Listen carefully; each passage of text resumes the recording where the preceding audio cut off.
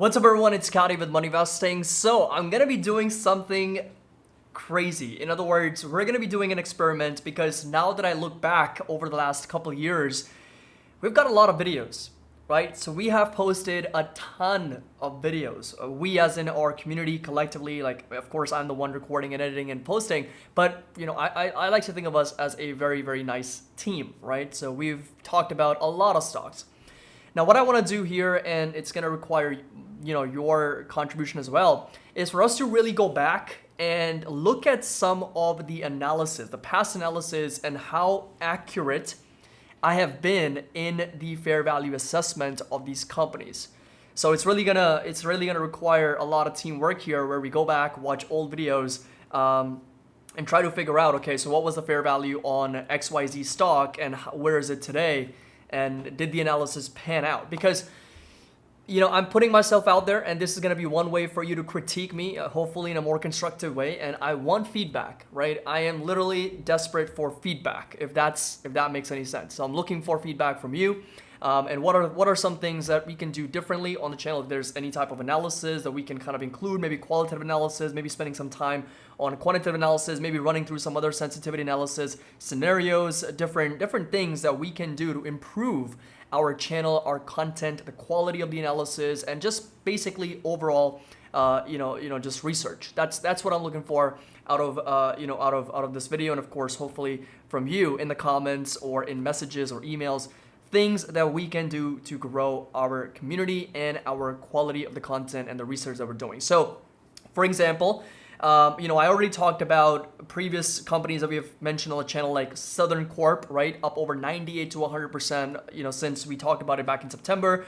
And that's just one example. We've talked about ASML. We've talked about, Super Microcomputer. We've talked about Applied Materials. We talked about really, really high quality businesses. And that's really why you come here, right? You come here on the channel to get research and analysis on quality companies. That's always been my focus, and that will always be where my focus is. And that's quality companies, businesses that have great revenues, earnings, cash flows, profitability, great balance sheets, and that's really where the focus is. So we're going to continue to do that, and eventually every so often we're going to run out of ideas, right? We're not going to find all the companies that are quality companies out there. That's where you come in as well, and continue to contribute, because in the past year, when I look back, there's been a lot of great ideas that have come from you, right? It's been a very well contribution, of course, curated community, where a lot of the ideas, a lot of the stocks, a lot of the companies are coming from the viewers. So I really want to thank you and appreciate your contribution for that as well. So anyway, without further ado, what I'm going to do in this video is basically go back to a video that I did in May of 2022. So go back and analyze and really critique the analysis from May 30th, 2022. So we're going back exactly 1 year. Basically the title of that video was 4 no-brainer stocks to buy plus 2 bonus growth stocks. So we basically talked about 6 stocks in total. I talked about those 6 companies, and then we also talked about the market price and the fair value, and where I would personally be a buyer of those companies. So hopefully you enjoy it, and hopefully it's going to be a little bit of a different experience. And I encourage, if you have the time, to go back, check out some of the videos that we have talked about of different companies, different fair values, and how they're doing today, and really are these fair values even helping you? That's the real question, right? Is the fair value, is the actual analysis helping you to kind of strategize your own investing, investing journey? So that's really what the point is. So this right here is going to be that video, and you can see, so this right here is going to be that video. So 4 no-brainer stocks to buy plus 2 bonus growth stocks, and this actually came out in May of 2022. So we're going back almost exactly 1 year. So May 30th, 2022. Of course, this was, still we were in the middle of that bear market. So we did see a lot of pain. We saw a lot of selling pressure in the months leading up to Q3, Q4. So again, June, July, August, September was absolutely brutal. And then October, November, December, we pretty much saw that continuation. And it's not until 2023 where we have seen the markets really recover and push back higher. So there was a lot of pain, that was still yet to come. And, if I could just go back and, tell myself a little bit of something on what's happening, I would. But again, May 30th, 2022, again, 4 no-brainer stocks and 2 bonus stocks. So the companies that we talked about back then, were Amazon, Google, Facebook, InMode, Tesla, and Nvidia. So these were the 6 companies I mentioned back then, and you can see that Amazon's price was over 2,300, Google's price was over 2,200 because they were not split adjusted yet. So they split, I think, 20-for-1 later that year in 2022, and then of course Tesla also at the time was starting at $759 because later in the year they did another 3-for-1 split. So those were the prices. They were substantially down from their all-time highs. You know, we talked about it, 39% down, 25, 49, 73. Meta was down over 50% back then in May 2020.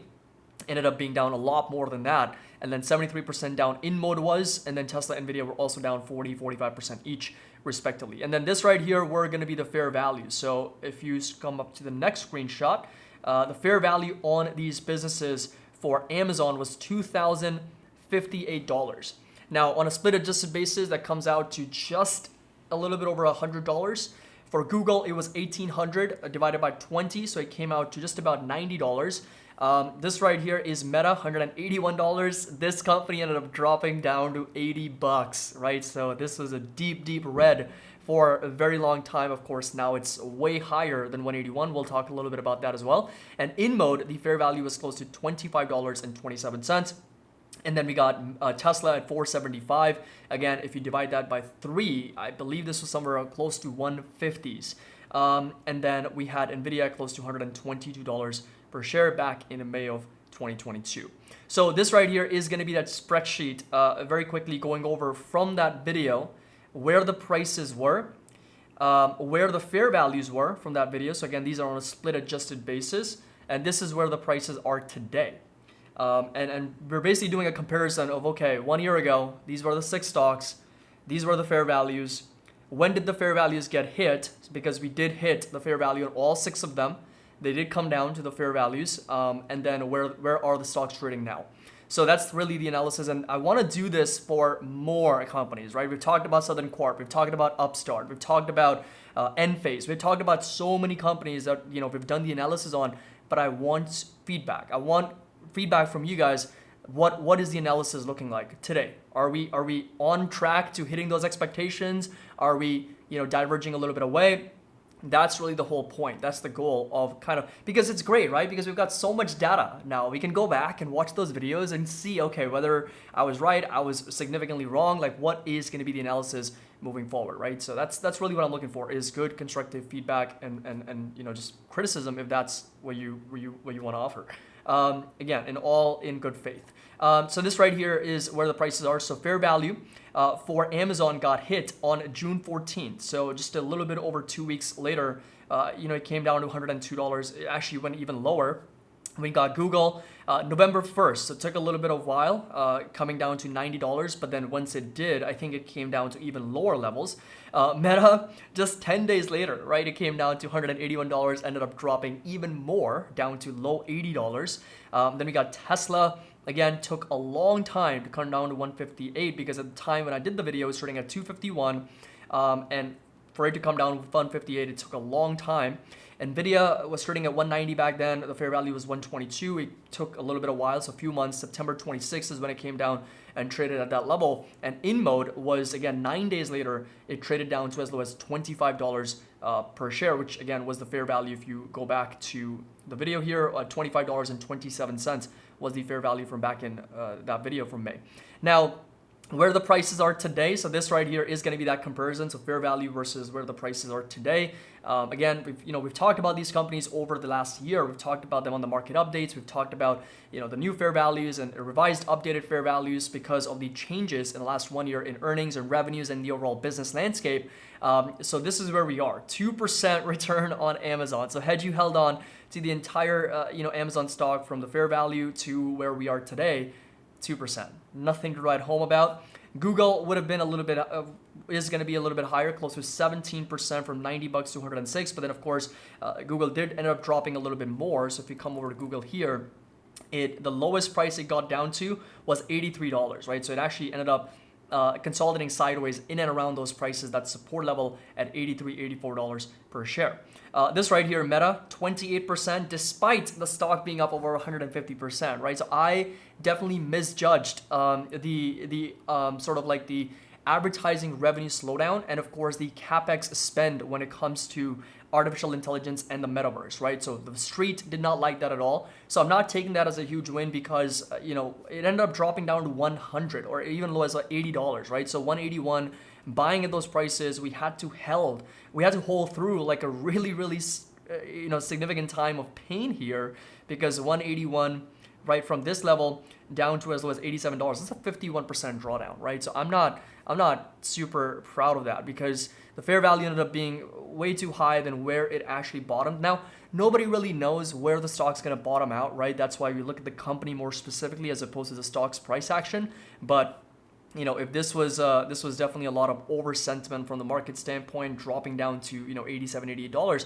Was it undervalued? Yes, significantly undervalued at that level. But for me to put a price fair value at 181 and for the stock to bottom at $80, it was just a lot of losses, right? A lot of underwater sort of time period where the price just didn't move or didn't really do anything. In fact, the stock was down 50%. So I'm not taking that as a huge win though. Tesla here, 158. It ended up dropping down to that level in December 14. So now it's trading at 170. So really just more or less flat, only up 7% in the last 1 year from that fair value actually only up 7% since December, but from that fair value, of course, from a year ago video is trading at 251. So it's still down and lower. In fact, it was a lot higher. So Tesla, of course, was much higher, trading as much as $217 at one point. So if you really take into account 150 to $217, that was a 44% upside. But more recently, though, it has really sold off. And so from a 1 year perspective, we are still only flat. Nvidia here, 122 was that fair value from back in September.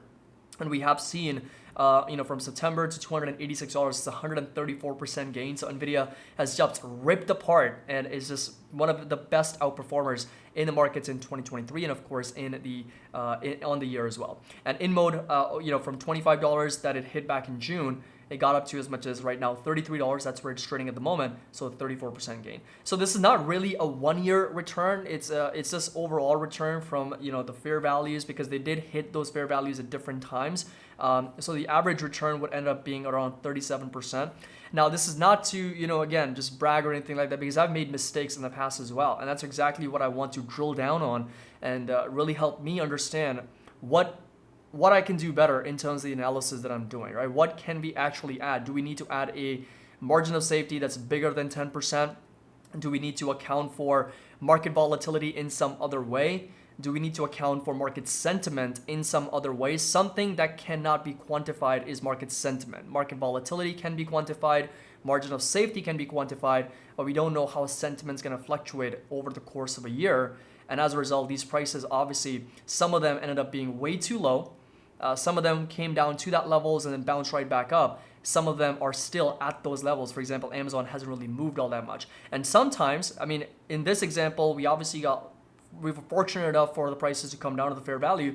But a lot of times, my fair value is a little bit lower and the stock never comes down to that level. For example, Fortinet, right? Fortinet is a fantastic company, but my fair value is obviously a lot lower. It's in the 30s, but it's never really traded down to that level, right? So I've never been able to take advantage of those opportunities. So 42 and it's rallied up another 53, 54%, practically almost trading at an all-time high. So that's a missed opportunity there.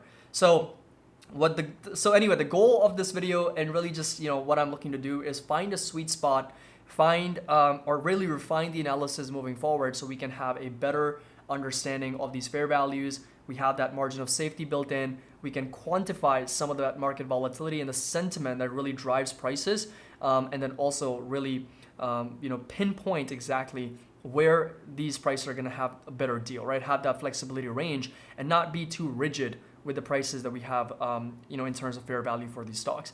So I hope you guys enjoyed this video. And again, let me know in the comment section down below if there are any companies you'd like me to critique on. I've done the analysis in the past because that's really what I'm looking for is this feedback and some constructive criticism from you guys, going back in my previous videos, watching them and kind of reflecting on them to see how well or how poorly I've done. So thank you so much for joining. I really appreciate it. As always, make sure that you drop a like, subscribe to the channel. Happy investing. I'll see you all in the next video.